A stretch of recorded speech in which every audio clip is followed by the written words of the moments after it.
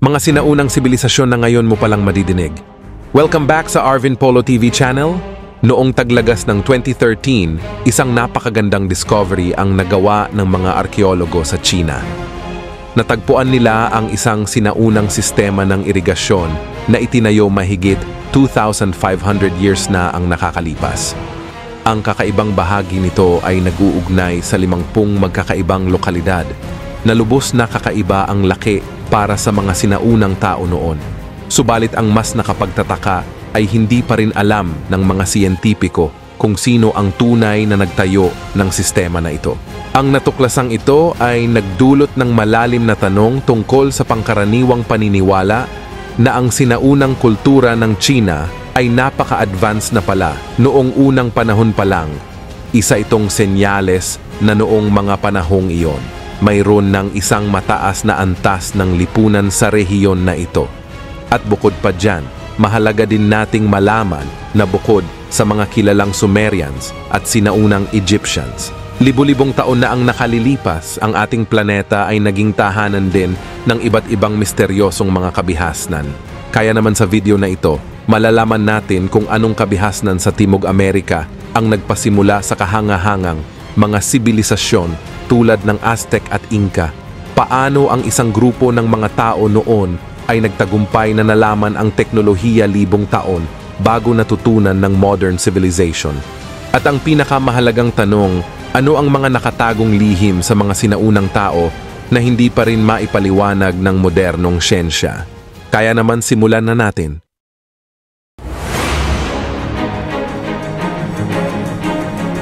Karamihan sa mga sinaunang civilization ay nagsimulang umunlad ang kaalaman sa mga panahon ng 2nd millennium BC. Ito ang panahon kung kailan unti-unti nang binago ng tao ang kanilang pamumuhay mula sa pagiging nomadic patungo sa pagsasaka at pag-aalaga ng mga hayop. Subalit paano nga ba nakamit ng ilang sinaunang lipunan ang mas mabilis na pag-unlad kaysa sa iba? Noong 1997, si Peruvian researcher Ruth Shady ay nanguna sa mga pag-aaral sa hilagang kanlurang baybayin ng Peru. Inilaan niya ang kanyang oras upang alamin ang mga monumento ng sinaunang Incas at dito, sa halip na mga monumento ang makikita niya ay natagpuan niya dito ang mga kakaibang bagay na 4,000 taon na mas matanda pa kaysa sa mga sinaunang istruktura ng Inca. Ganun pa man maiba tayo dahil simula pa lang yan, dahil heto pa ang mas nakakagulat, ang mga istruktura naman ng kabihasnang Norte Chico ay mas kakaiba kumpara sa iba pang natuklasan ng siyensya sa larangan ng arkeolohiya. Ang Caral ay itinuturing na pinakamalaking lungsod sa sinaunang lipunang ito at ito ay patuloy pa rin inaaral ng mga mananaliksik. At dito, natuklasan na nila ang ilang plaza, isang amphitheater, maraming mga gusali at pati na rin isang sistema ng irigasyon sa loob ng teritoryo nito. Ngunit ang tunay na kahangahangang likas na yaman ng sinaunang lungsod na ito ay ang ilang sinaunang mga piramid. Ayon sa ilang eksperto, maaaring mas matanda pa ang mga piramid na ito kaysa sa mga kilalang monumental na estruktura sa Ehipto. Ang mga piramid na ito ay hindi lamang basta mga gusali, sila ay mga likas na yaman ng sinaunang kabihasnan. Ang kanilang pagkakalikha at pagpapagawa nito ay nagpapahiwatig na mataas na ang antas ng kaalaman nila sa engineering noon pa man. Ang mga ganitong natuklasan ay nagbibigay daan sa mas malalim na pag-unawa sa kasaysayan ng kabihasnang Norte Chico. Ito'y nagpapakita na hindi lamang ito isang simpleng kultura, kundi mayroon na din silang mga advanced na kakayahan sa pagpaplano at pagtatayo ng mga kahangahangang istruktura. Ang mga pagsasaliksik sa Caral ay nagpapatuloy pa din hanggang sa ngayon at sa kada bagong tuklas nila ay mas lumilinaw na tuloy ang misteryo ng kabihasnang ito at ang kanilang mga kontribusyon sa ancient world. Pero paano nga ba nakarating sa ganitong antas ng kaalaman ang kabihasnang Norte Chico noong mga panahong iyon, samantalang ang ibang South American ay nagsisimula pa lamang sa pagsasaka? Sa mismong puso ng sinaunang lungsod, natagpuan ng mga arkeologo ang mga kagilagilalas na kagamitan na tinatawag na chicas bags. Ito'y gawa sa mga kawayan na puno ng mga bato at pinaniniwalaan ng mga eksperto na ito ang mga kagamitang ginamit ng mga sinaunang tao sa pagtatayo ng mga malalaking istruktura. Itinutumpok nila ang mga bag na ito ng parabang mga baitang ng pyramid at pagkatapos ay mas madali na nilang nailalagay ang mga bloke ng bato sa ibabaw. Sa katunayan, may mga researchers ang tutol sa teoryang ito dahil sa ngayon kasi wala nang kahit na sinuman ang may kakayahang ma-replicate ang paraang ito ng napakaayos. Bukod pa riyan, hindi rin natagpuan ng mga arkeologo ang anumang bakas ng pottery o pagsusulat sa teritoryong kinatatayuan ng Norte Chico. Ayon kay Ruth Shady, maaaring mayroong dalawang paliwanag para dito. Una, maaaring ang Caral at iba pang sinaunang lungsod sa rehiyong ito ay maaaring itinayo noong panahon ng pre-ceramic. Subalit wala tayong alam na iba pang mga halimbawa sa kasaysayan kung saan ang isang lipunan ay nagtayo ng mga malalaking pyramid bago matutunan ang pangunahing pagsusulat ng mga palayok. Kahit pa ang mga sinaunang Egyptians ay kinailangan ng centuries of practice bago nila magawa ang mga kilalang istruktura sa Giza. Ayon sa isa pang teorya, maaaring hindi nag-iwan ang mga taga-Norte Chico ng anumang primitibong artifact dahil sobrang advanced nila para gumawa lang ng simpleng palayok noong panahong itinayo ang Caral. Maari kaya na time traveler ang gumawa nito? O kaya alien? Sa tingin mo? Sa katunayan, hindi ito mabigyan ng klaradong kasagutan ng mga siyentipiko dahil walang iniwang malalaking tanda o bakas ang mga taong tumira dito noon. Gayunpaman, subukan pa din nating sagutin ang misteryong ito sa pamamagitan ng pag-aaral sa isa pang misteryosong ancient society. At ito ang Kush o ang kaharian ng Nubia. Isa itong estado na umusbong mga 11th century BC sa teritoryo ng kasalukuyang Sudan. Maliit lang ito na estado pero ang nakakagulat noon ay marami na po silang mga advanced na kaalaman tungkol sa iba't ibang bagay.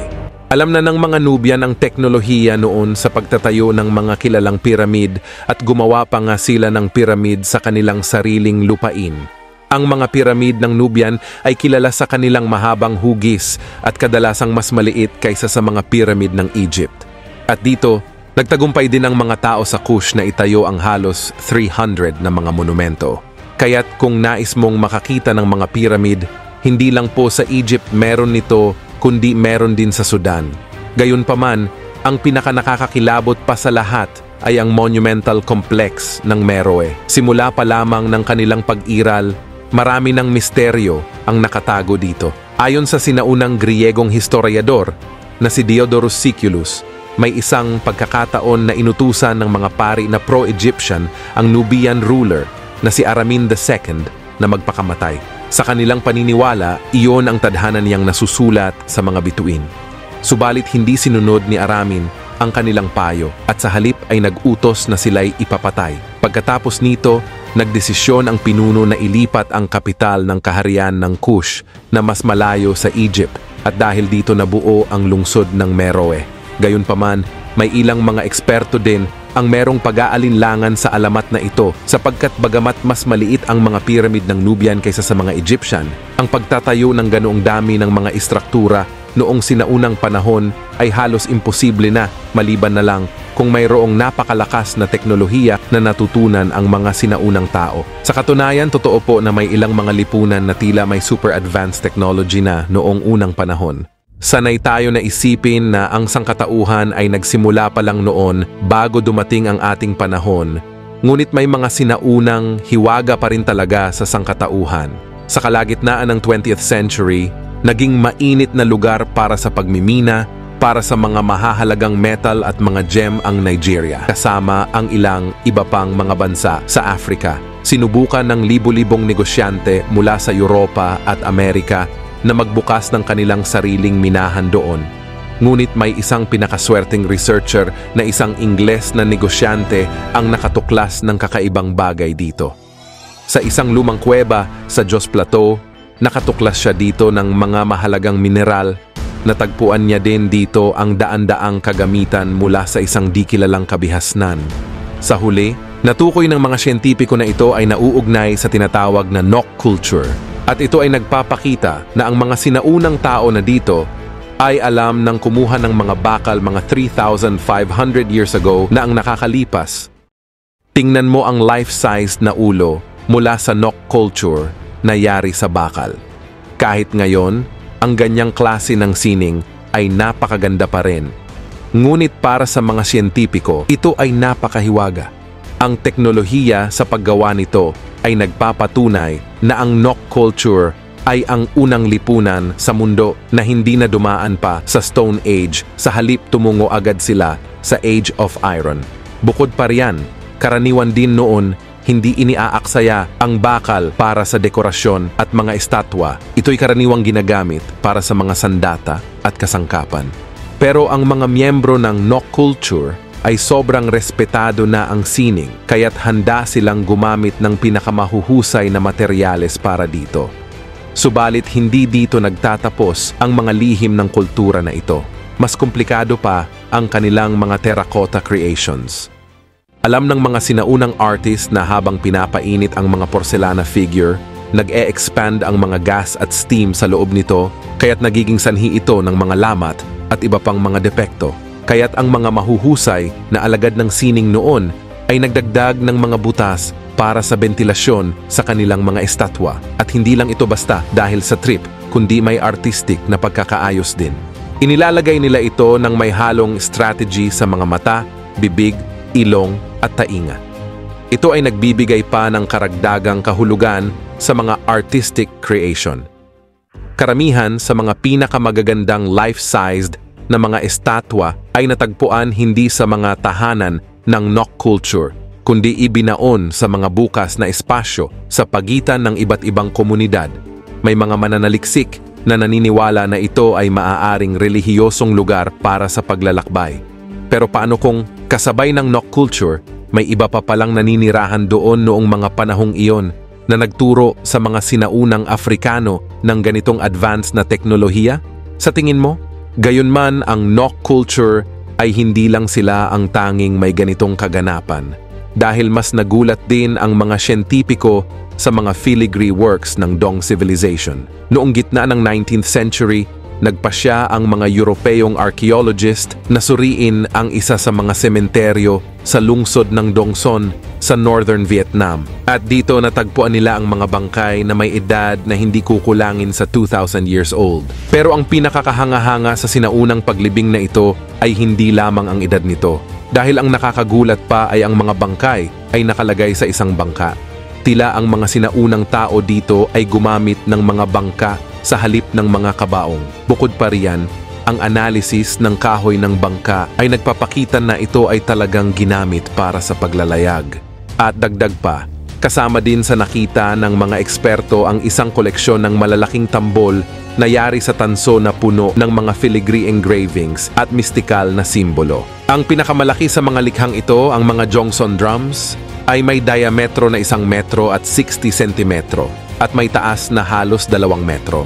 Pero paano itinugtog ng mga sinaunang tao ang mga instrumento? May mga eksperto na nagpapalagay na ang mga napakalalaking tambol na ito ay kinakailangan para sa misteryosong mga ritual. Pero ang tanong, sinong mga sinaunang nilalang ang nagturo sa kanila ng ganitong mga bagay? Gayunpaman, hindi pa rito nagtatapos ang mga misteryo. Sa iba't ibang sinaunang kabihasnan, may mga alamat at kuwento na nagsasalaysay tungkol sa pag-iral ng mga higante. Ayon sa mga alamat, ang mga higante ay isang beses nang namuhay kasama ang mga tao. Ayon sa mga kamakailang pag-aaral, maaaring totoo ang hindi kapanipaniwalang teoryang ito. Noong 16th century, isinulat ng Espanyol na monghe at mananaliksik ng Aztec culture na si Andres Tos sa isa sa kanyang mga sulat na ang teritoryo ng Mexico ay noon ay tinitirhan ng mga misteryosong nilalang na tinatawag na Iskmeds, na itinuturing ng mga katutubong Amerikano na mga taong matatangkad. Naniniwala ang mananaliksik na ito na ang lahi ng mga higante ang nagtayo ng mga misteryosong monumento tulad ng mga piramid ng Norte Chico. Sa kabila nito, noong 1774, isang magsasaka sa estado ng Virginia sa Estados Unidos ang naglalakad sa tabi ng ilog ng Cheat River. Nang bigla niyang makita ang isang takip ng buto, bigla na lang lumitaw mula sa lupa. Sa una, iniisip ng lalaki na ito ay ang buto ng isang baka o kabayo. Ngunit nang buksan niya ito, nagulat siyang makitang para itong katawan ng isang nilalang na katulad ng tao. Ang taas ng nilalang na ito ay higit sa 2.2 metro. At sa mga sumunod na taon, natagpuan ng mga researcher at lokal na tao ang hindi bababa sa 60 pangkatulad na labi ng mga higante sa rehiyong ito. Sa isa sa mga libingan, nakita pa nila ang mga napakagandang alahas na ginto sa mga kamay at leeg ng higante. Sa parehong oras, natagpuan din nila dito ang mga normal na laki ng mga skeletons na walang mga alahas na suot malapit sa mga higante. Ibig sabihin ba nito na itinuring ng mga sinaunang tao ang mga higante bilang espesyal? At inaalagaan din ba nila ito sa pamamagitan ng mahahalagang regalo? Kung ganon, bakit ganoon na lang kalalim ang paggalang nila sa mga higante? Dahil ba ang mga higante ang nagturo sa kanila ng mga advanced na teknolohiya? At kung totoo man ito, bakit wala tayong alam tungkol sa mga matatalinong nilalang na ito? Tinatago ba sa atin ng mga superpower human ang totoo? Sa tingin mo? Maraming siglo nang nagde-debate ang mga historiador tungkol sa kung totoo ba talaga ang mga higante. Ang sikat na Gilgamesh, bayani ng Sumerian epic, ay inilarawan na may taas na 5 metro, pero sabi ng mga siyentipiko na ang buong kwento niya ay katang-isip lamang. Subalit nang dumating ang simula ng taong 2003, isang koponan ng mga arkeologong Aleman ang nagtrabaho sa mga disyerto ng Iraq at natagpuan nila dito ang libingan ng isang napakalaking nilalang na lubos na kamukha ni King Gilgamesh. Tinawag ito ng mga siyentipiko bilang isa sa pinakamahalagang mga natuklasan ng modernong panahon. Sa katunayan, hindi nila maayos na naimbestigahan ang libingan dahil 2 linggo ang lumipas ay inatake na ng Estados Unidos ang Iraq. At dahil dito, itinigil na muna ng mga siyentipiko ang pagsasaliksik. Gayunpaman, nagtatanong pa rin ang mga historiador kung bakit bigla na lamang nagsimulang magkaroon ng aksyon militar ang Estados Unidos. Ayon sa opisyal, kinailangan itong gawin dahil sa mga pag-atake noong September 11, ngunit ang Iraq ay hindi direkta niyang sinabi na kaugnay sa mga krimen na iyon. Baka may iba pang naging layunin ang pamahalaang Amerikano kaya nila inatake ang Iraq? Nagtaka rin sila dahil nagsimula ang pananakop halos ilang araw lang pagkatapos matagpuan ang libingan ni Gilgamesh. Bukod dito, matapos ang intervention ng Amerika, walang nang iba pang nag-aral sa puok na ito sapagkat mula noon ang lahat ng mga materyales doon ay itinuring ng classified. Bukod dito, noong 2019, nagpadala ng kahilingan ang mga aktivista sa kagawaran ng Estado ng Amerika na ilabas ang mga dokumento kaugnay ng usaping ito. Ngunit hindi pa rin ipinagkaloob ang access sa mga materyales kahit na halos lahat ng iba pang mga request noong panahong iyon ay inaprubahan. Maari ba na dahil ito sa posibleng mga higante ang tunay na namuno sa mundo noong unang panahon kaya't natatakot ang pamahalaang Amerikano na ibunyag ang sikreto na ito? Ngunit kung totoo nga ito, paano nga ba dumating ang mga higante sa ating planeta? Kahit pa isipin natin na noon naglakad-lakad ang mga higante sa mundo, hindi naman sila basta-basta lang nakapunta sa mundo, di ba?